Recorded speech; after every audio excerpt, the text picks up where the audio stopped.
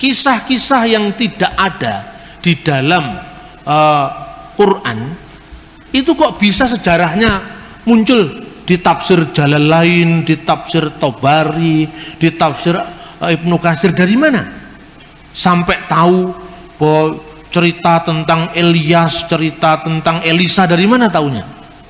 Kok sampai tahu bahwa istrinya bahwa ada keluarga Yohanes Pembaptis, Yahya, yang namanya Asba atau Elizabeth.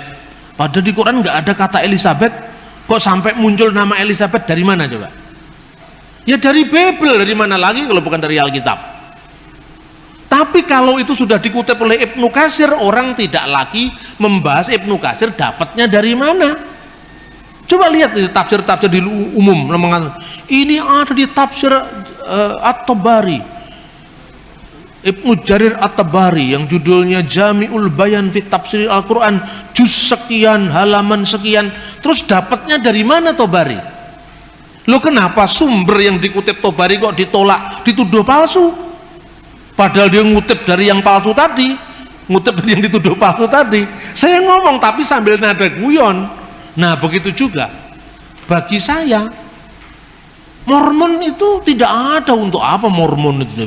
Meskipun itu ada pendeta, bukan pendeta, pejuang hak asasi dari Mormon, Thor siapa namanya itu ada. Bukunya tebal segini. Dia pejuang hak asasi. Ketawa-ketawa itu saya ngomong. Mormon, saya tidak percaya kalau Joseph Smith adalah nabi. Tetapi siapa yang bisa menolak keyakinan orang bahwa Joseph Smith adalah nabi? Saya nggak punya hak. Yang punya hak adalah Tuhan. Nah Tuhan aja mengizinkan kok saya menolak. Biarkanlah lalang itu tumbuh sampai bersama gandum sampai waktu menuai, saya bilang itu. Pada awal-awal pertama banyak orang-orang Kristen yang disewa oleh tentara pemerintah Islam sebagai apa? Administrator, penerjemah, tabib, dokter istana. Nah orang-orang ini pintarnya pemimpin Islam sejak masa Harun Ar-Rasyid. Bergerubak-gerubak manuskrip didatangkan dari India, Persia, Yunani.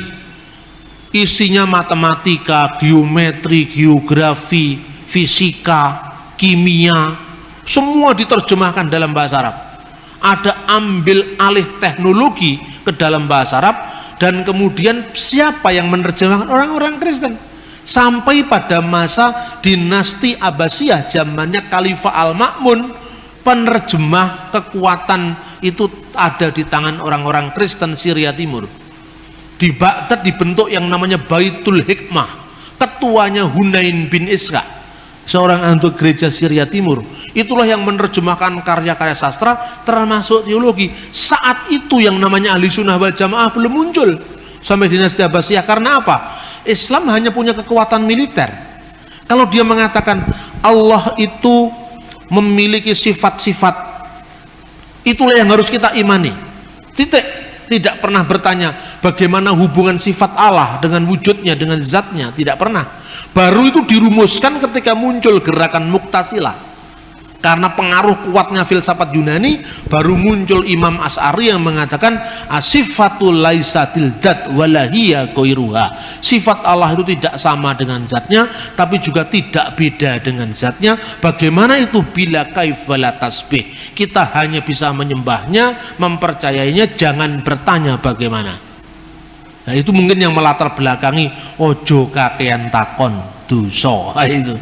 Bila kaifa la tasbih. Ya toh? Kalau kita lihat nama Isa itu sudah berbeda dengan nama standar di teks-teks Arab. Di dalam teks bahasa Arab, kebanyakan dalam Injil bahasa Arab tidak dikenal kata Isa. Yang dikenal kata Yeshua. Yeshua Al-Masih, Yesus Kristus, bukan Isa Al-Masih. Dari mana ini kata Isa ini muncul? Ternyata itu dari Kristen Syria. Nah, Kristen Syria ini di dalam penerjemahan teks-teks Arab, dia tidak pernah menerjemahkan sampai hari ini menjadi Yeshua dalam teks Arab, ya. Tetapi Isa, misalnya beberapa biara ditemukan dengan nama Isaniyah, pengikut Isa. Itu tahun 571, sejaman dengan tahun kelahiran Muhammad. Kata Isa itu ternyata fonetik koresponden, perubahan bunyi. Dan itu tidak salah. Contohnya gini, saya sering ulang-ulang kata-kata ini. Orang Jawa tidak bisa ngomong huruf Ain, Abu Bakar, Umar, Utsman, Ali, tapi Ngabu Bakar, Umar, Ngusman, Ngali. Orang Sunda sulit untuk mengucapkan huruf F, ya, dia tidak bisa ngomong misalnya Arifin tapi Aripin. Orang Dayak juga begitu, Aripin. Orang Batak sulit untuk mengatakan huruf K di tengah, tegas. Maksud saya, kan orang Batak nggak ngomong maksud saya. Maksud saya tidak begitu, maksud saya, maksud bukan maksud, ya kan? Tapi apa disalahkan? Itu kan pronunciation itu kan memang khas pembawaan dari masing-masing suku, masing-masing bahasa. Justru karena itu saya tahu kalau Anda orang Batak, karena tidak bisa ngomong maksud tapi maksud. Kalau disuruh ngomong sebetulnya bisa, tapi karena udah keenakan begitu. Orang Bali tidak bisa ngomong huruf D dan T, makanya sulit masuk Islam, kan nggak bisa ngomong dalika, dalika, kan orang Bali ngomong. Batuk nggak bisa, mesti batuk. Jadi sakit batuk, batukmu itu tidak ada bedanya, bener kan? Nah ini yang namanya fonetik koresponden.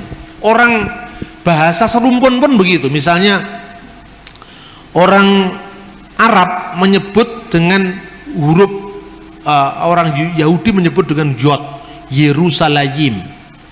Kok menjadi bahasa Urusalim? Tiba-tiba menjadi alif dan hamzah di atasnya. Kadang-kadang menjadi ain.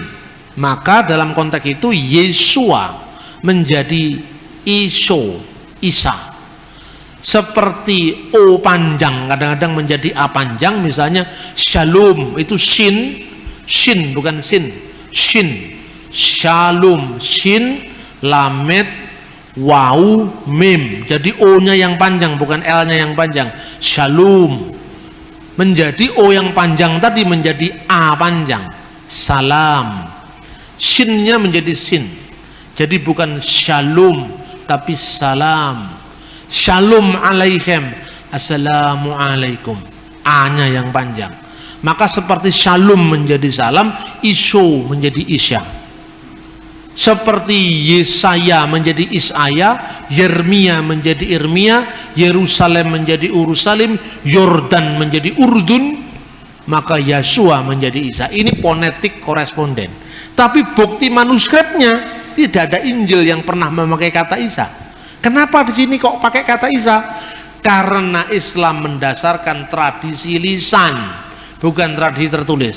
Ini bukti lagi bahwa zaman Muhammad Injil belum diterjemahkan dalam bahasa Arab, kan begitu. Terus kemudian banyak teks-teks lain yang dipengaruhi bahasa Arab. Misalnya nama Yuhanna menjadi Yahya, itu Zahia. Dalam dialek Syria Barat Yuhanna, tapi ada beberapa dialek Syria Timur, Palestinain, Aramaik itu adalah Yahya. Zahia menjadi Yahya. Kemudian muncul lagi kata-kata kalau Abraham menjadi Ibrahim, itu umum sekali. Seperti misalnya kata Nimrod menjadi Namrud, Ibrahim menjadi Ibrahim. Itu dalam gejala bahasa namanya metatesis, ya, metatesis. Itu contohnya banyak. Nah, kemudian dari konteks perjanjian lama banyak narasi-narasi dari Talmud yang kemudian masuk mewarnai teks Islam, Al-Quran misalnya. Ibrahim dibakar tidak mempan dalam api. Dari mana sumbernya? Ternyata itu seorang rabi Yahudi abad kedua Masehi, ya, Pirkei Rabi Eliezer menerjemahkan Ur itu Ur menjadi Ur. Jadi di situ dikatakan Ani Adonai Asher Hoshetika Me Urkasdim. Kejadian pasal 15. Akulah Tuhan yang telah mengeluarkan engkau dari Urkasdim. Itu firmannya kepada Abraham. Dibaca oleh Pirkei Rabi Eliezer, Ani Adonai